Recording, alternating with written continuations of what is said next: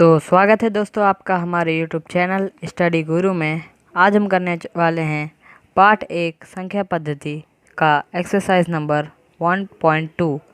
इसमें कि 1.1 जो है वो हमने कर दिया है। इससे पहले की वीडियोस जो हैं वो आपको हमारे YouTube चैनल पर मिल जाएगी। तो चलिए अब हम शुरू करते हैं। तो हमारा प्रश्नावली 1.1 जो है उसका पहला क्वेश्चन कि निम्नलिखित दिए गए कथन सत्य या असत्य हैं, कारण के साथ उत्तर दीजिए। ठीक है, तो पहला जो है प्रत्येक अपरिमेय संख्या एक वास्तविक संख्या है। तो आपको हम बता दें कि जो परिमेय संख्या होती है, परिमेय संख्या और अपरिमेय संख्या, अपरिमेय संख्या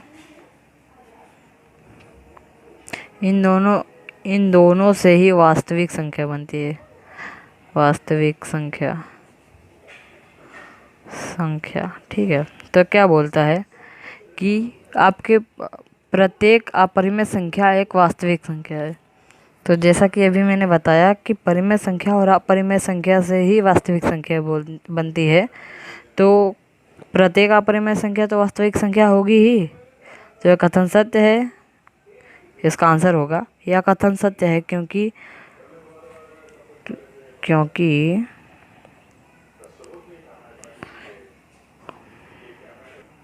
तो इसका आंसर है क्योंकि वास्तविक संख्या का संग्रह परिमेय और अपरिमेय संख्या से बना होता है।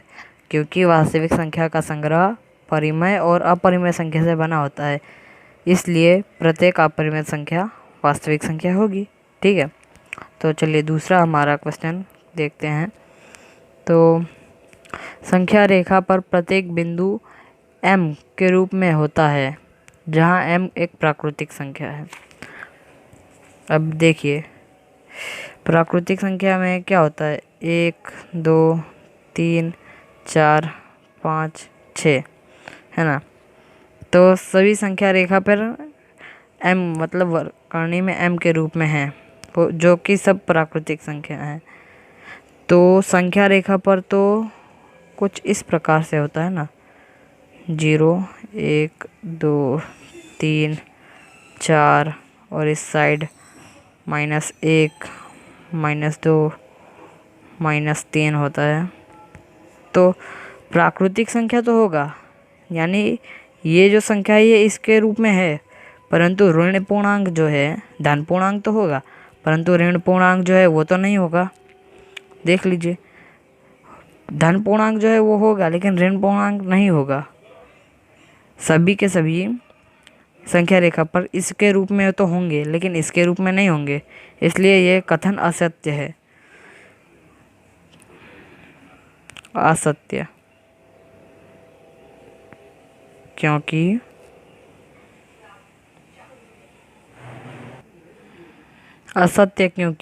कोई ऋण पूर्णांक प्राकृतिक संख्या का वर्गमूल नहीं होता।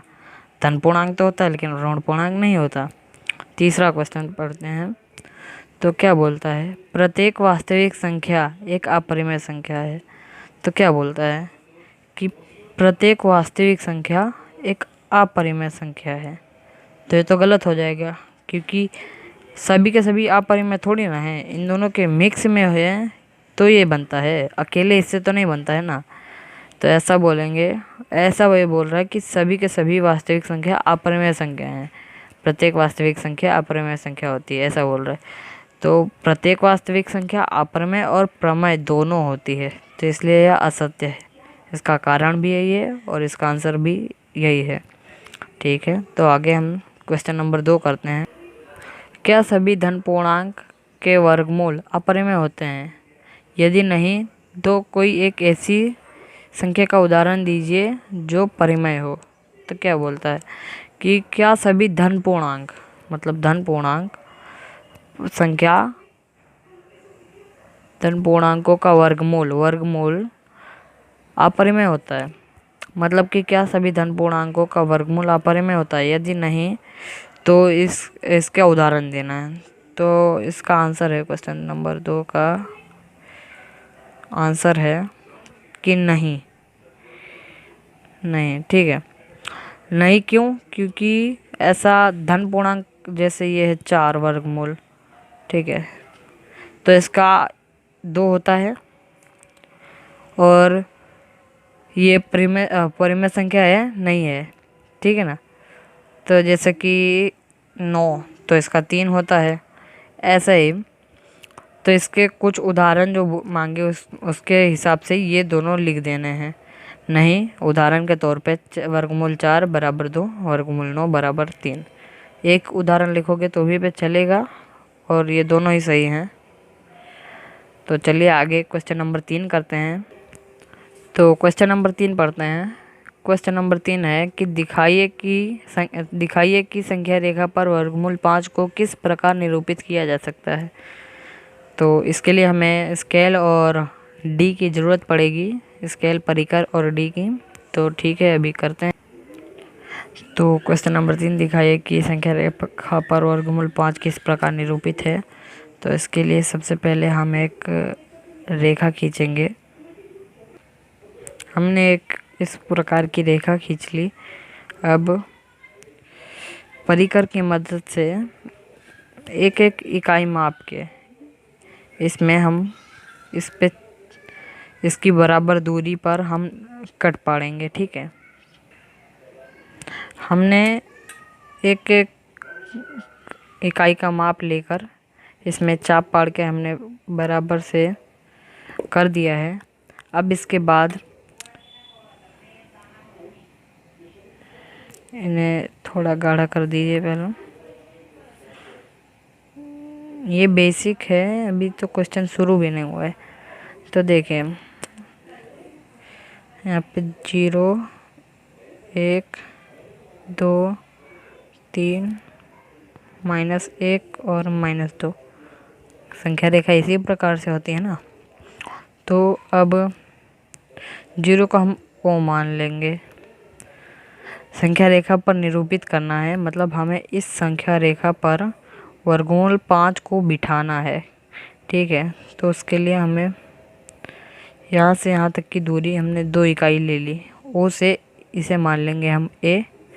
O से A तक की दूरी को हमने 2 इकाई ले ली है, 1 इकाई और A दूसरी इकाई, 2 इकाई दूरी ले ली है। अब D की मदद से हम इधर से मतलब A बिंदु से 90 डिग्री का एंगल पाड़ेंगे।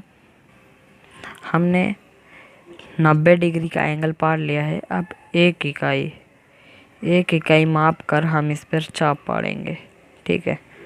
तो एक इकाई माप ले लिया, इधर माप लिख देंगे एक इकाई। अब ये जहाँ से कट पड़ता है उधर से उधर इसका नाम OA और इधर रख देंगे B। ये एक ट्रायंगल शेप का बन जाएगा। इस B को O से हम जोड़ देंगे। B को हमने O से जोड़ दिया है और यही है हमारा वर्गमूल 5। अब हम इसे इस संख्या रेखा पर निरूपित करेंगे। तो उसके लिए क्या करना होगा, इसके बराबर का चाप खोलना होगा।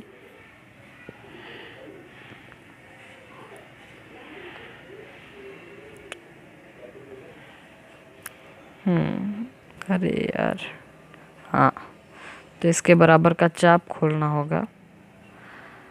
परफेक्टली रखेंगे।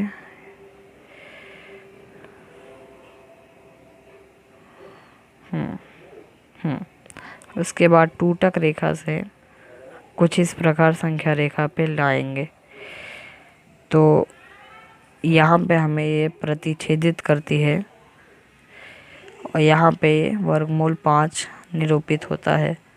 वर्गमूल 5 ये तो हमने सिर्फ आकृति में दर्शाया है। अब इसे हम प्रूव करेंगे लिखकर। तो कुछ इस प्रकार से त्रिभुज OAB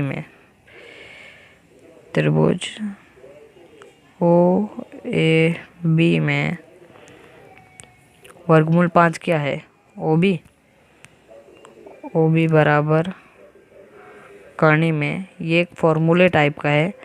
OB किस प्रकार से आएगा, OA और AB से। तो OA का स्क्वायर प्लस AB का स्क्वायर मतलब जो हमें दर्शाना है वो रेखा को छोड़कर जो बाकी दो रेखा, 3 रेखा होती है ट्रायंगल में, जो बराबर में है उसको छोड़कर बाकी 2 रेखा का स्क्वायर। तो ओ ए हमारा 2 इकाई है, हमने शुरुआत में ही बोल दिया था 1 और ये 2 इकाई हमने लिया था। वर्गमूल 5 है इसीलिए हमने 2 इकाई लिया, तो 2 का स्क्वायर प्लस ए बी हमने 1 इकाई लिया था, ए बी 1 इकाई, तो 1 का स्क्वायर। अब 2 का स्क्वायर कितना होता है 4, 1 का स्क्वायर कितना होता है 1, तो 4 और 1 हो गया वर्गमूल 5, तो वो भी बराबर हो गया कितना वर्गमूल 5। ठीक है, ये हमारा आंसर है। हमारा 3rd क्वेश्चन कंप्लीट हो गया है। 4th क्वेश्चन जो है उसमें सर्पिल बनाना है यानी षटकोण बनाना है, जो कि किसी भी प्रकार से किसी भी एग्ज़ाम में नहीं पूछा जाता है, बस एक ये रचना के लिए किया गया है, जो कि बहुत ही सिंपल है। अगर आपको इसका भी अगर चाहिए तो आप हमें कमेंट में बताइए, हम ज़रूर से ज़रूर बनाएंगे। अगर आपको वीडियो थोड़ी सी भी पसंद आई हो तो लाइक करें, और अगर कोई भी क्वेश्चन हो तो आप हमें कमेंट में लिख कर बता सकते हैं, हम उसके बारे में ज़रूर से वीडियो बनाएंगे। अगर चैनल पे नए हो तो सब्सक्राइब करें, वीडियो को लाइक कीजिएगा। Thank you.